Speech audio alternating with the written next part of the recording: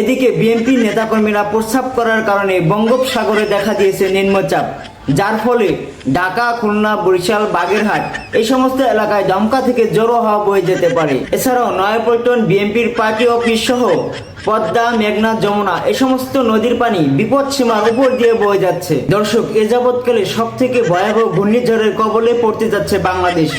বিশ্লেষকরা ধারণা করছেন বিএনপি 16-17 বছর ধরে না খেয়েছিল, যার ফলে তাদের শরীরে কষা হয়েছিল। এই কষার ফলে তাদের প্রস্রাবে অত্যন্ত দুর্গন্ধ হয়েছিল।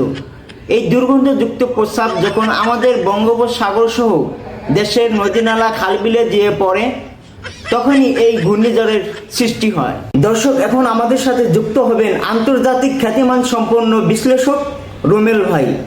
রুমেল ভাই, আপনি কি আমাকে শুনতে পাচ্ছেন? জি জি, শুনতে পাচ্ছি। রুমেল ভাই, আপনার কাছে আমার প্রশ্ন হচ্ছে, বিএনপির নেতাকর্মীরা যে প্রস্রাব করতে চাইছিল, এই বিষয়ে আপনি কি বলবেন? দেখুন, আমাদের দেশে তো পানির অভাব নাই। বিএনপির নেতাকর্মীদেরকে ওইখানেই পাঠানো উচিত যেখানে সারা বছর বৃষ্টি নামে না, পানির অনেক অভাব। আমার মতে তাদেরকে সাহারা মরুভূমিতে পাঠানো উচিত। আমাদের দেশে তো পানির অভাব নাই, তারা প্রস্রাব করে আমাদের দেশকে আর কি পানি দেবে?